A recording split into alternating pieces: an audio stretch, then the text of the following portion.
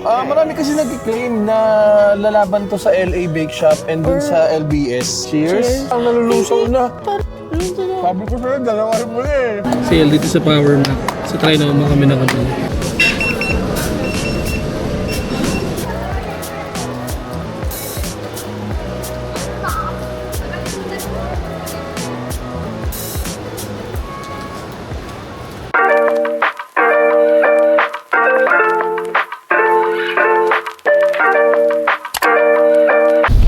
Hey, isang maulang hapon sa inyong lahat, Sabado.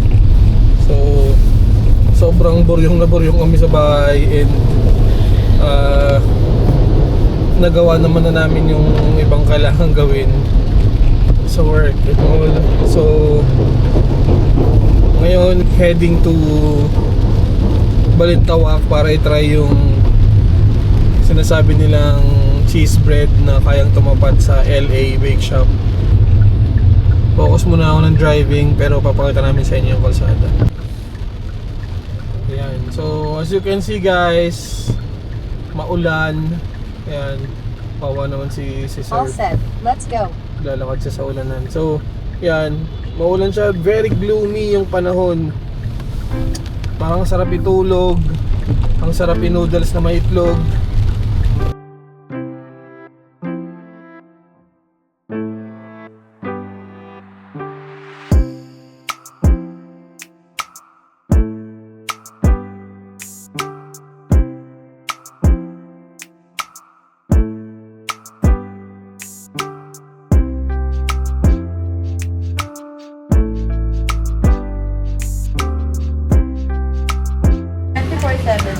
Ah, 24/7? Yes po. Talaga ba? 24/7 naman talaga.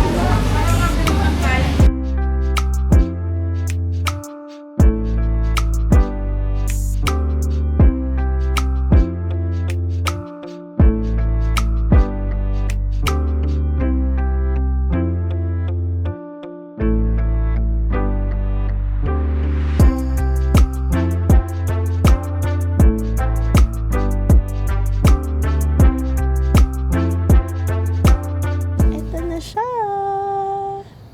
Nakuha na namin. Ay. Ang bareta. Yan. Mukha siyang bareta eh, no? Ang Mukhang cute. tsokolate eh. Yan, mamatay talaga yun. And anyways, ayun. Andito kami sa may Granny's Bake Shop. So, sumikat siya sa TikTok ata.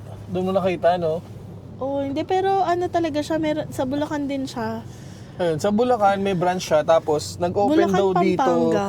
Oo. Nag-open dito sa may Balintawak area. As in dito sa may katapat ng Balintawak LRT station. Yes, pagbaba mo. Yung bound, mismo. yung bound na papuntang North EDSA. So doon. So natin siya sa side na yon. Tapos unahin ko na agad yung mahalagang details, no. 24 hours siyang bukas. So that's Yes. nice kasi parang pag nag-crave ka, punta ka lang Pwede. para kaso medyo may onting swertihan din dahil especially ngayon, parang kahit tag-ulan, umuulan, ang daming tao. Tapos pag inabot ka ng sold out siya, mag-aantay ka. Tulad kanina narinig namin, it will take about 2 2 hours bago yung next batch. Parang in-announce nila kung ilan na lang yung boxes na available.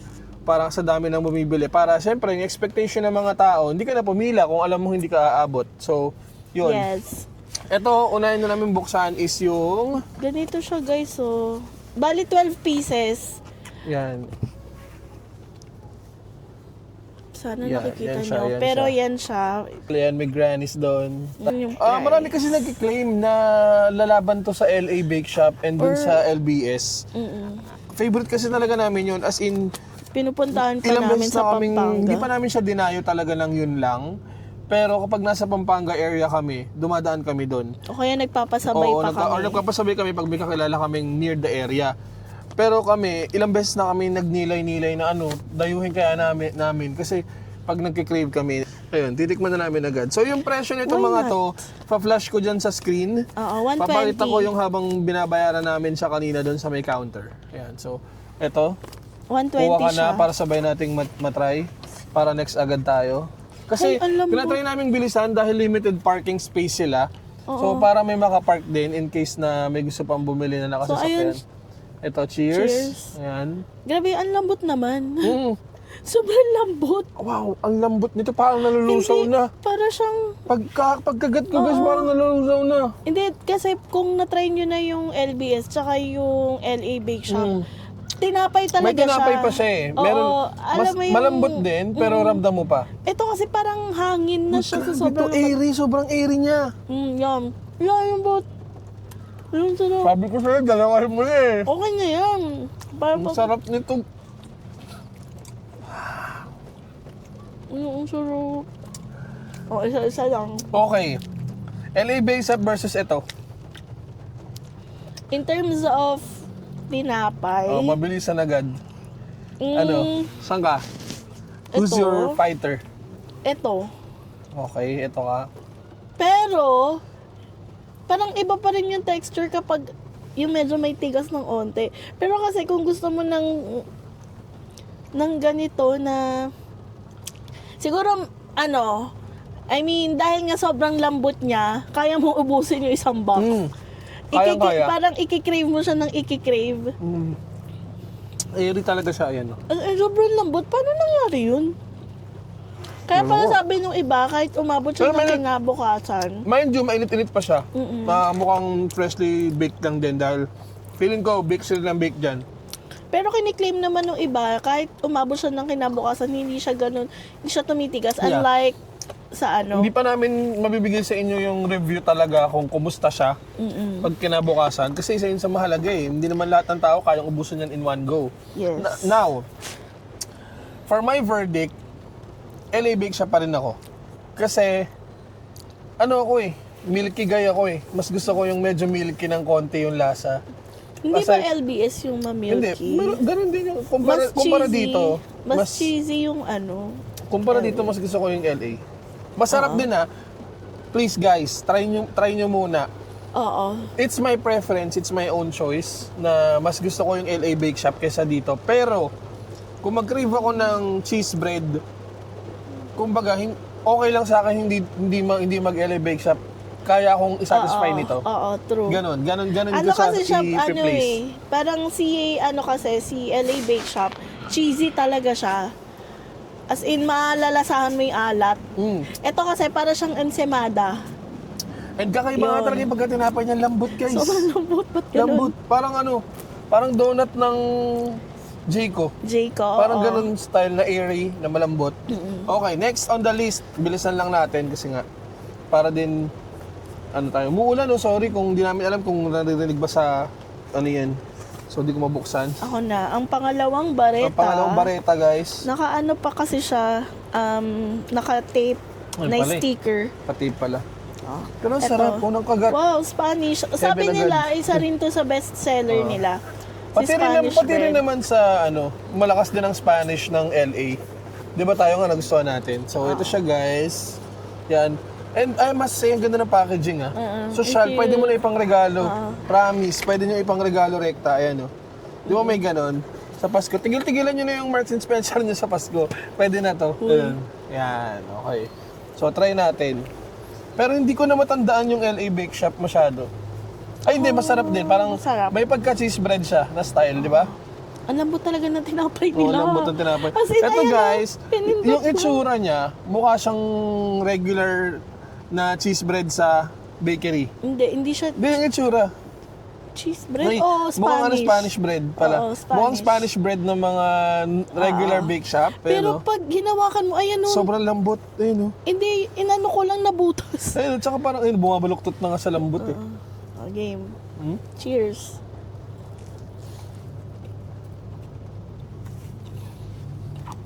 Grabe yung tinapay.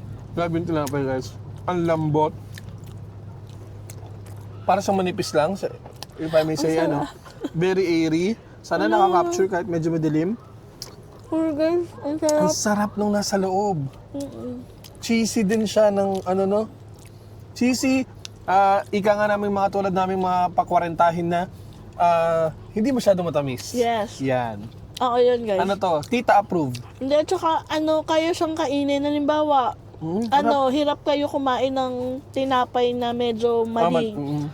Ito, para sa inyo to. Ang lambot. Sarap. Tingin pa isa. Yun. Ako rin eh. Sarap. Okay, mabilisan ulit. Ito or yun? Yung cheese ito. bread nila, Spanish nila. O gusto mo Spanish nila? Parang... Ito, kasi yun, parang feeling ko, nakahawig yung lasa niya. May pagka-ensimada style na kasi siya eh. So, kung halimbawa, Sarap. hindi, promise, alam nyo yung pinakabentahin nitong Granny's na to, yung tinapay mismo. Sarap ng quality yung tinapay. Lambot. And Pinoy style. Masasabi ko, no? Okay, so sa akin, Spanish bread, mas gusto ko pa rin yung LA. Pero, again, masarap to. Ito nasa, ano to, parang yung Spanish na to, hindi niya kinakalaban yung Spanish ng LA. Oo, parang may iba silang... Ganun siya. May iba silang Magkaiba sila ng ruta. Magkaiba sila ng biyahe. So, tapos, this Spanish bread versus their cheese bread, doon ako sa cheese bread nila. Kumbaga, kung isa lang yung trip nyong bilhin, nagbabawas kayo sa tinapay, sa dough, doon ako sa cheese bread nila. At this is my preference. Ikaw? Sana mag-offer sila nung half-half. Kung isa lang bibilin mo, saan ka? Ito. Cheese bread pa din. Oo, kasi mas madalas kong i-crave yung... Masarap pa, pero kumbaga, kung versus lang sa kanilang dalawa. Ba't kailangan mamili? Hindi, siyempre hindi naman lahat kayang bilhin ng sabayan. Pero Ito, this is like our bias sa mga tinapay. Kumbaga, ano kami, sobrang hilig namin sa ganitong klaseng tinapay. Ito ay ang cheese rolls. Kahit Sobrang, anong bakery pa yan. Parang, basta cheese rolls, gusto namin yan Titikman. i-try. Gusto namin tikman agad dyan. Cheese rolls. So, malamang kahit hindi ko pa natitikman sa tatlong to, feeling ko yan agad yung pipiliin ko. Individually wrapped din siya, Oo. like yung usual. Ayun. So, Tapos social may- din siya, ayan May nakalagay na Granny. Granny's. Para na rin siyang Mary Grace style, ayan, naka-box, tapos individually wrapped. So, 6 pieces to. So, No, mabili. meron kami talagang favorite na cheese So, roll. mabilisan, 120 yung cheese bread nila, 12 pieces. 12 pieces. Ang Spanish bread 120. Spanish bread is 120 rin, 12 pieces din ata yan. Oo, 12 12 pieces. Oo, 12. Tapos, itong Tapos, cheese rolls ay 200. 200, 6. 6 pieces. Okay. Mahal din talaga to. Bigyan ko kayo ng perspective, ang 6 na piraso ata ng Mary Grace around 600 pesos. Oo. Or Pero kasi, 700. yun Pero ang kasi number sobrang 1 sarap namin. naman. Tsaka yung nung kasal natin. Yeah. Ito, Yun na. cheese. Cheers. So sa loob niya, nakabalot pa siya ng isa pang plastic. Ayan. Yeah, yung usual na Oo. Usually ito yung setup naman ng mga cheese bread. Ng mga cheese rolls. roll. Parang standard na siya sa cheese rolls. Okay, mabilis buksan yung plastic. Okay.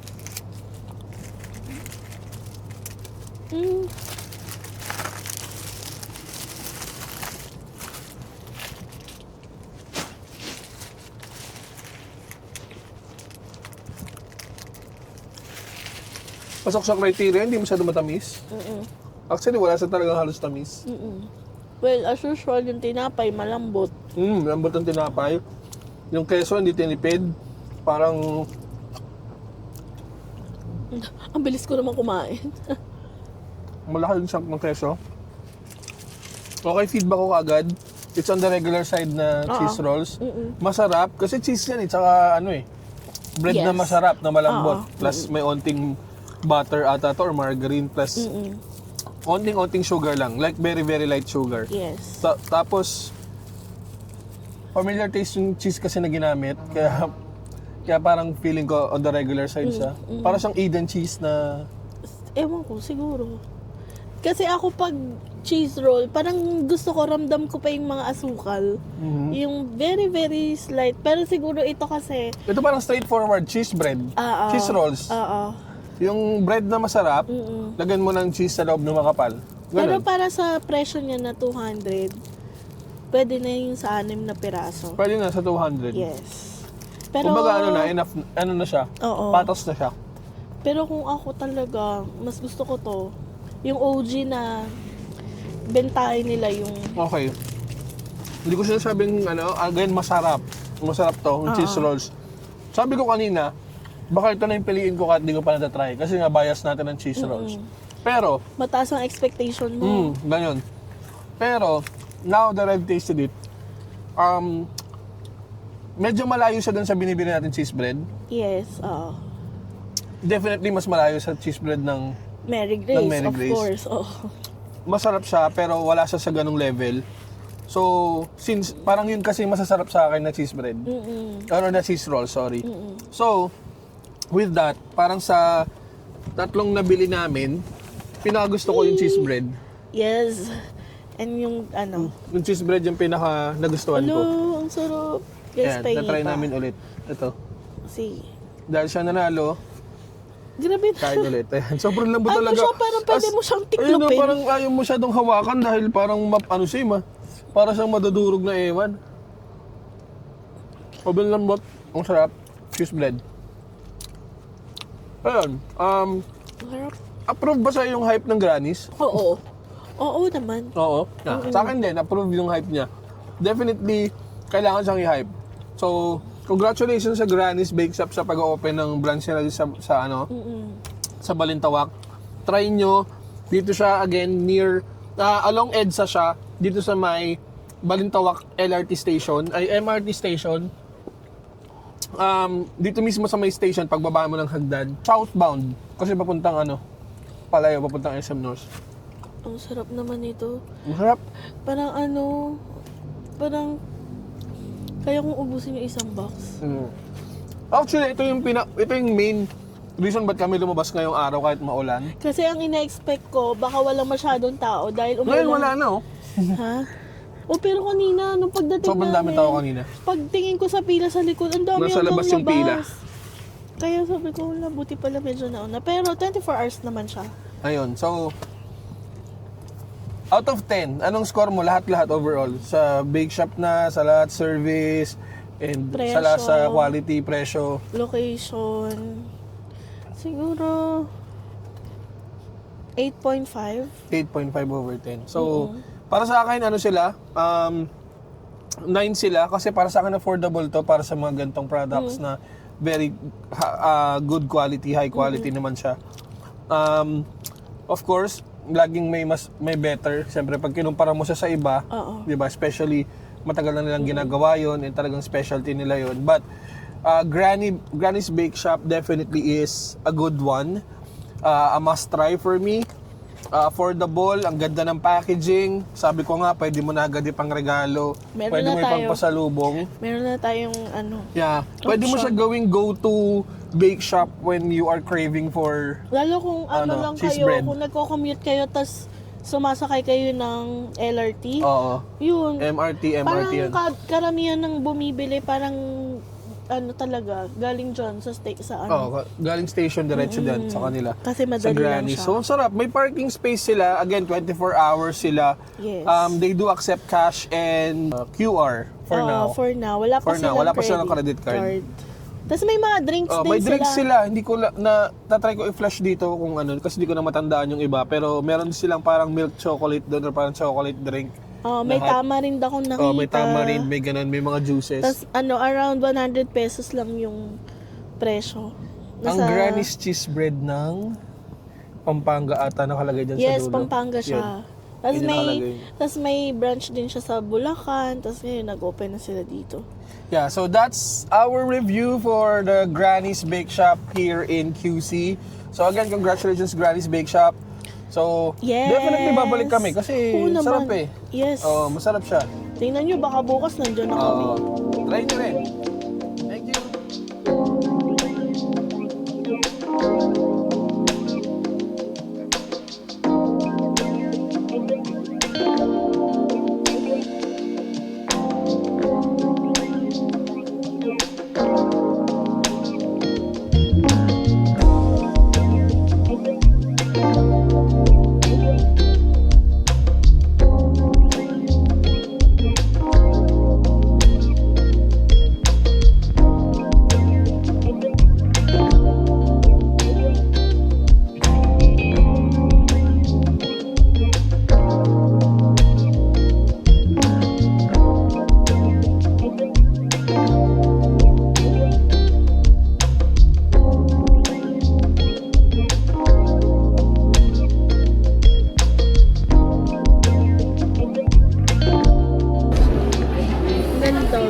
nakabili kami sale dito sa Power Mac.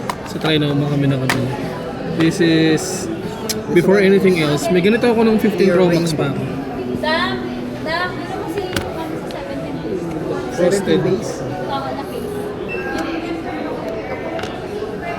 Lagay ko lang po. Lagay ko na lang po. Ganda, babe.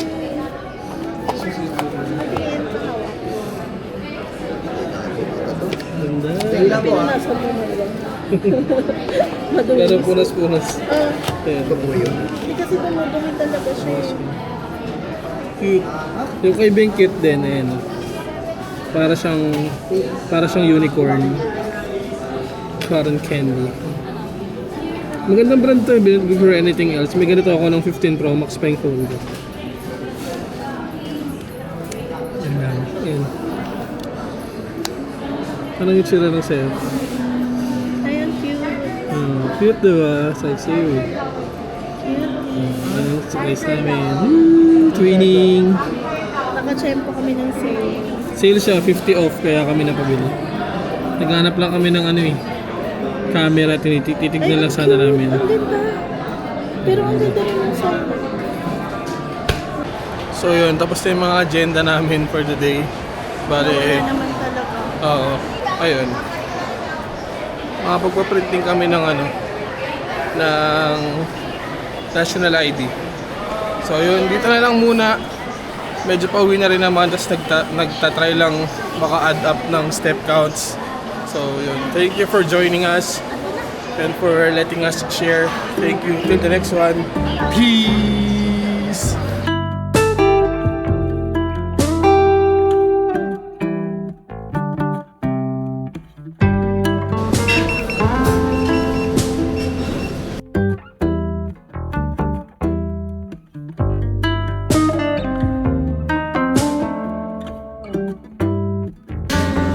Itadakimasu.